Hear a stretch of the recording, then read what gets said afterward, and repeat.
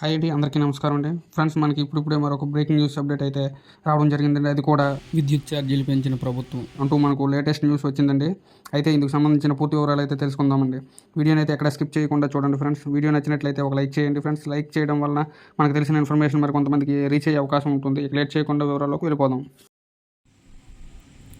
సర్కార్ అనుమతిస్తే ఛార్జీలు సవరించాలని యోచన. కోడ్ తర్వాత ఏఆర్ఆర్ దాఖలకు డిస్కంల నిర్ణయం. 50,000 కోట్లకు పైగా నష్టాలతో డిస్కంలు ఎదురేత. ఉపశమనం పొందాలంటే ఛార్జీలు పెంచాల్సిన పరిస్థితి. గత ప్రభుత్వం తీసుకున్న నిర్ణయాలతో కోలుకోలేని దెబ్బ. రాష్ట్రంలో గృహేతర విద్యుత్ ఛార్జీలను పెంచేందుకు డిస్కంలు కసరత్తు చేస్తున్నాయి. ఈ మేరకు ఎన్నికల కోడ్ ముగిసిన తరువాత 2024-25 ఆర్థిక సంవత్సరానికి వార్షిక ఆదాయ అవసరాలను నివేదికను విద్యుత్ నియంత్రణ మండలికి సమర్పించాలని డిస్కంలు నిర్ణయించాయి. గత ప్రభుత్వం తీసుకున్న నిర్ణయాల ఫలితంగా డిస్కంలు కోలుకోలేని విధంగా దెబ్బతిన్నాయి.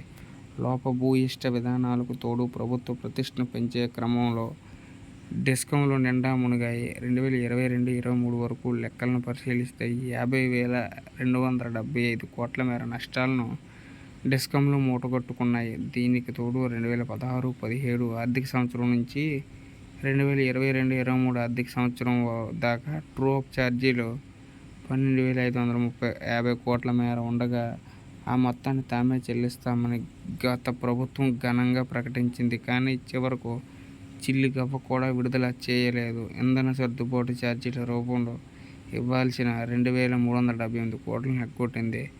ఇవి కాక 2023 అక్టోబర్ 31వ తేదీ నాటికే ఎత్తిపోతల పథకాలతో పాటు వివిధ ప్రభుత్వ శాఖలన్నింటి నుంచి డిస్కంలకు 28,842.72 కోట్లు రావాల్సి ఉంది.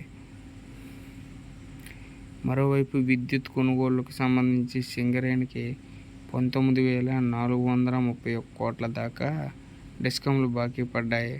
ప్రతి నెల 1,300 కోట్లకు పైగా లోటులో డిస్కంలు నడుస్తున్నాయి. వీటన్నింటి నుంచి ఉపశమనం పొందాలంటే ఛార్జీలు పెంపు తప్ప మరో మార్గం లేకుండా పోయిందని డిస్కంలు చెబుతున్నాయి. కోడ్ ముగియగానే ప్రభుత్వానికి నివేదించి అనుమతి లభించగానే గృహేతర విద్యుత్ ఛార్జీలను సవరించాలని యోచిస్తున్నాయి. డిస్కంలు నష్టాలు కోట్ల సంవత్సరం నష్టాలు 2014-15 2,513 కోట్లు, 2015-16 3,380 కోట్లు, 2016-17 6,202 కోట్లు, 2017-18 5,485 కోట్లు, 2018-19 8,019 కోట్లు, 2019-20 6,056 కోట్లు, 2020-21 6,686 కోట్లు, 2021-22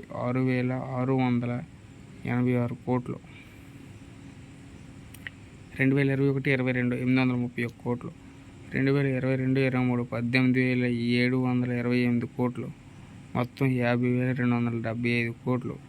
డిస్కంలకు రావాల్సిన బకాయిలు కోట్లలో. శాఖలో 2014 ప్రస్తుతం జూన్ 2 నాటికి ఎత్తిపోతల పథకాలు.